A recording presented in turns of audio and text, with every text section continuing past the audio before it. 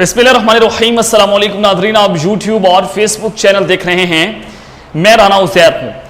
नाज़रीन, एक परसेप्शन पाया जा रहा था कि इमरान खान और फौज की आपस में एक लड़ाई हो चुकी है, तो लिहाजा इस्टेब्लिशमेंट ने इमरान खान के नाम पर कांटा लगा दिया है।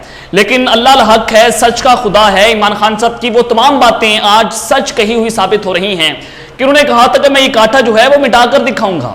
तो इस सब के अंदर आज एक बहुत बड़ा ब्रेक थ्रू सामने आ चुका है, जिसने जनाब आज शरीफ खानदान में सफ़े मातम बिछाकर रख दिया है। लंदन में आला सतह की एक बहुत अहम मीटिंग हुई है, उसका मुकम्मल अहवाल मैं अपने पिछले व्लॉग में तो रख चुका हूं। लेकिन जनाब अब ये मामला सिर्फ वहीं पर नहीं रुक रहा, बल्कि मुज़ाकरात का बाकायदा तौर पर आगाज हो चुका है। अब जनाब आप सोच रहे होंगे कि जनाब ये मुज़ाकरात किसके साथ हैं, कि एक जानिब तो नवाज शरीफ साहब डील की जो है वो तलाश ले रहे हैं कि जनाब उनको अगला वज़ीर आज़म बना दिया जाए। बिल्कुल नहीं, ये मुज़ाकरात हैं इमरान खान और जनरल आसिम मुनीर के। एक बहुत बड़ा ब्रेक थ्रू है कि इमरान खान साहब की सिर्फ ना सिर्फ रिहाई होगी, बल्कि वो अगले वज़ीर आज़म पाकिस्तान होंगे। इस हवाले से बड़ी इंपॉर्टेंट डिटेल्स हैं, मैं आपके सामने रखूंगा, क्योंकि पाकिस्तान की 22 करोड़ आवाम इस वक्त जनाब मायूसी के उसमें बादल छा चुके हैं और वो जनाब किसी बड़ी खुशखबरी के इंतजार में है। तो आज आपके सामने बहुत बड़ी खुशखबरी रखने जा रहा हूं।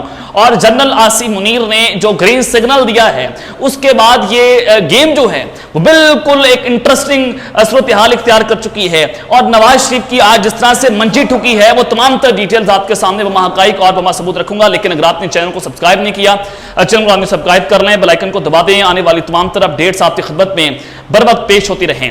नाज़रीन, आपने देखा कि नवाज शरीफ साहब ने 21 अक्टूबर को वतन वापसी का ऐलान तो कर दिया है, लेकिन जनाब वो वतन वापसी की 21 अक्टूबर की तारीख, उसके बाद आपने अचानक से होते हुए देखा कि नए तरमीमी बिल जो है उसको सुप्रीम कोर्ट ने उड़ाकर रख दिया।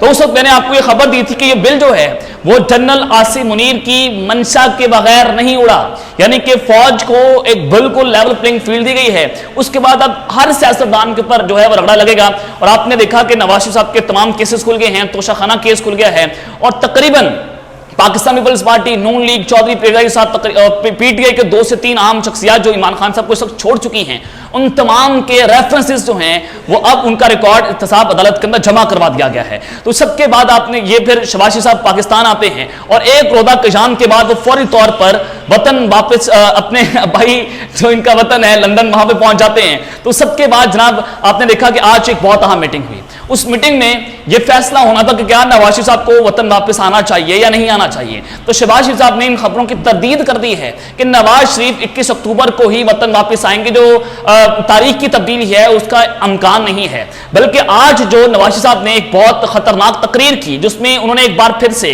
साबिक army chief general retired Qamar Javed Bajwa, DGI Saqib Nisar, Latif खोसा, असमत सईद खोसा जो हैं उन पर बड़े वार कर दिए हैं। और वहां पर साथ शहबाज साहब बैठे हुए थे, मरियम नवाज बैठी हुई थी।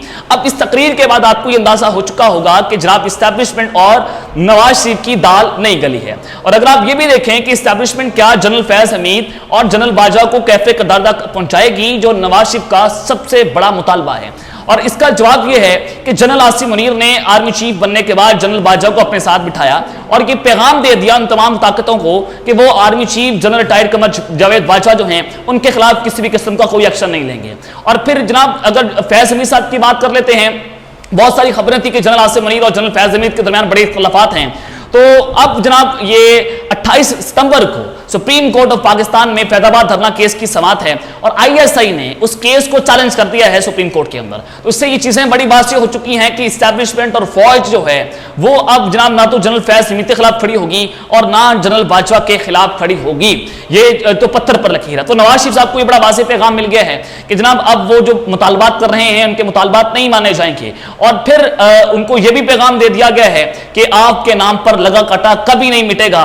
जिस तरह से आपको बांधकर जहाज में फेंका गया था, वो रस्सी भी हम कभी नहीं खोलेंगे। अब आप बंधे हुए हैं, चाहे लंदन रहें चाहे पाकिस्तान रहें। पाकिस्तान आएंगे तो जेलों के पीछे जाएंगे, सुलाखों के पीछे रहेंगे। अगर लंदन जाएंगे तो आप ऐशी करें, आप अपना इलाज करवाएं। और आप इलाज के अलावा आपके पास कोई हल नहीं है, आप अगले वज़ीर आज़म पाकिस्तान नहीं बन सकते। अब जनाब उस सारी सूरत हाल के बाद गेम अचानक से तब्दील हुई है। क्या नवाज शरीफ साहब वतन वापस आ पाएंगे, ये अब तक का बहुत बड़ा सवाल है। और वतन वापसी के बाद वो जनाब बड़ी डील के चक्कर के अंदर हैं कि जब वो वतन वापस आएंगे तो उनको अगला वज़ीर आज़म लगा दिया जाएगा और वो जो लूट मचाएं पाकिस्तान के अंदर मचाना चाहें, उनकी बात का मुल्क है, वो जिस तरह से पैसा खाना चाहें पाकिस्तान की आवाम जो है वो उनको कबूल कर लेगी। लेकिन इलेक्शन 2024 में अगर एक कप्तान कैदी नंबर 804 उसमें ना हुआ तो पाकिस्तान की कौम ये इलेक्शन कबूल नहीं करेगी। और ये सबसे बड़ा खतरनाक एक सूरत हाल है कि अवाम इस वक्त नहीं मान रही, चाहे वो गिलगित बल्तिस्तान की अवाम हो, आपने अस्तूर का इलेक्शन देख लिया, आपने सिंध में इंतखाब देख लिया, और उस सब के बाद आपने देखा कि जनाब मैदान में जो कल पाकिस्तान की अवाम निकली, यानी कि 9 मई जो है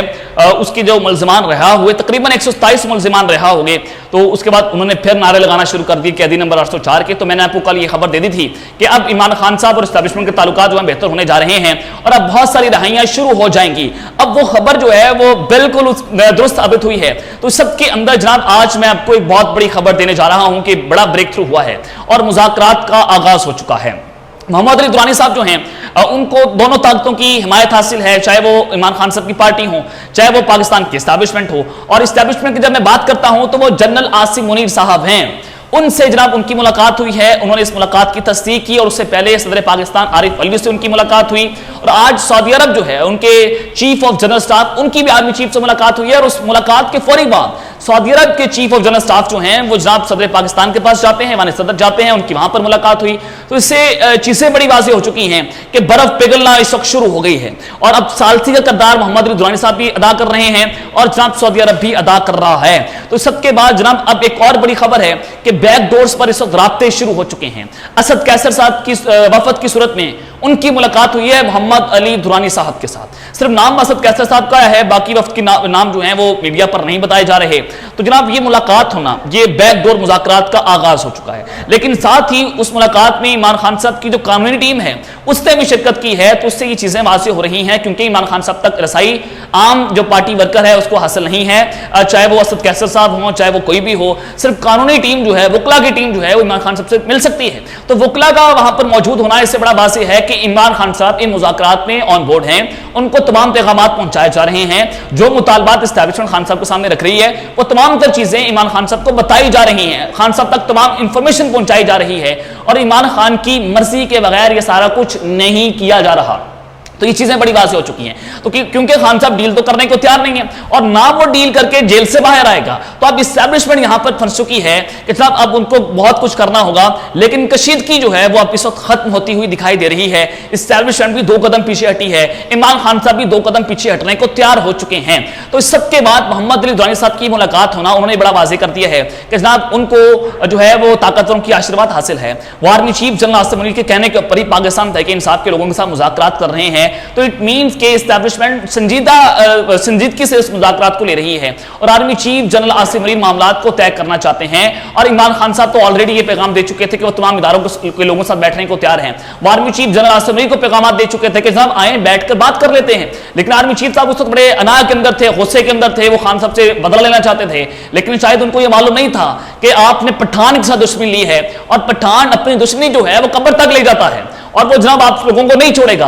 ये नवाज शरीफ नहीं है, ये जनाब कोई भुट्टो खानदान नहीं है, ये जरदारी खानदान नहीं है कि उसने करप्शन की हो। वो जनाब मॉरली करप्ट, आपने कहा कि जनाब वो खान साहब तो मॉरली करप्ट हैं, जनाब वो तो अल्लाह और उसका मामला है। लेकिन वो उसने आज तक एक टकी जो करप्शन है वो नहीं की। ये तो उसके मुखालफिन जो हैं वो भी उम्दा रिकॉर्ड मानते हैं। लेकिन जनाब जो ये मुज़ाकरात हुए हैं, अगर ये मुज़ाकरात कामयाब हो जाते हैं, जो जनरल आसिम मुनीर ने ग्रीन सिग्नल दे दिया है मोहम्मद अली दुरानी साहब को, तो इससे वाज़ेह हो रहा है कि मुज़ाकरात का फाइनल राउंड जो है वो शुरू हो चुका है। और ग्रीन सिग्नल देने का मतलब यह है कि मुज़ाकरात को हर सूरत कामयाब करवाना है। अगर मुज़ाकरात कामयाब हो गए, पाकिस्तान तहरीक इंसाफ का ये मुतालबा था कि जनाब आप खान साहब को रिहा कर दें। अगर खान साहब रिहा हो गए, वो ना तो जनरल आसिम मुनीर का नाम लेंगे, ना वो जनाब एंटी एस्टेब्लिशमेंट बयानियां बनाएंगे और ना वो किसी आर्मी के ऑफिसर को टारगेट करेंगे। ये बड़ा वाज़ेह पाकिस्तान तहरीक इंसाफ खान साहब ने जेल से पैगाम पहुंचा दिया था। तो अब GHQ का मुतालबा क्या हो सकता है, ये अब तक का बहुत अहम सवाल है। अब अगर जनाब खान साहब इस सारे मुतालबात को मान लेते हैं तो लिहाजा इमरान खान साहब की रिहाई मुमकिन हो जाएगी और ये सिर्फ मुज़ाकरात के जरिए ही खान साहब की रिहाई मुमकिन हो सकती है। अदरवाइज अगर आप कानूनी तौर पर जंग लड़ते हैं तो खान साहब को लंबे अरसे के लिए जेल में रखने का प्लान आपके सामने है। तो अगर मुज़ाकरात कामयाब हो, जो राय बता रहे हैं कि मुज़ाकरात कामयाब हो रहे हैं और बर्फ पिघलना शुरू हुई है, तो इमरान खान साहब 2024 के इलेक्शन में हिस्सा लेंगे। अगर खान साहब ने 2024 के इलेक्शन में हिस्सा ले लिया तो जनाब नवाज शरीफ की तो मंजी टूट जाएगी और नवाज शरीफ वतन वापिस आ रहे हैं और वो तो इमरान खान के हाथों जलील हो जाएंगे। और इमरान खान साहब इतने मकबूल हैं, वो इतने पॉपुलर हैं कि अगर नवाज शरीफ ग्वाल मंडी से भी इमरान खान के मुकाबले में इलेक्शन लड़ ले तो इमरान खान साहब मंजी ठोक कर रख देंगे इन सब की। और अगर इमरान खान साहब इतने मकबूल हैं तो अगर नवाज शरीफ बल्ले के निशान पर जो है वो इलेक्शन लड़ ले तो पाकिस्तान की आवाम नवाज शरीफ को वोट देने के तैयार हो जाएगी, सिर्फ और सिर्फ बल्ले का निशान है और इमरान खान साहब की तस्वीर है। तो इमरान खान साहब 2024 के इलेक्शन में हिस्सा लेंगे और उनकी रिहाई इस वक्त मुमकिन होती हुई दिखाई दे रही है। तो अब जनाब ये गेम चेंजर्स चीजें इस वक्त चल रही हैं और किसी भी वक्त हवाओं का रुख आप तब्दील होता हुआ देखेंगे, क्योंकि नवाज शरीफ ने एंटी एस्टैब्लिशमेंट बयानियां बनाना शुरू कर दिया है। और दूसरी जानिब इमरान खान साहब ने एक कार्ड खेला है, वो कार्ड ये है कि जनाब ना तो वो एंटी एस्टैब्लिशमेंट बयानियां खेलेंगे, ना वो फौज को टारगेट करेंगे, ना वो फौजी अफसरान से बदला लेंगे और ना वो आर्मी चीफ जनरल आसिफ का नाम लेंगे। तो इसके बाद बहुत सारी चीजें आपको बदलती हुई देखेंगी और नवाज शरीफ जो डील के चक्कर में पड़े हुए थे वो सारी डील पर खान साहब ने एक कार्ड खेलकर उस पर जनाब उन्होंने पानी फेंक दिया। तो अब तक के लिए इतना ही, अपना ख्याल रखिएगा और इस ख्याल रखना, पाकिस्तान जिंदाबाद।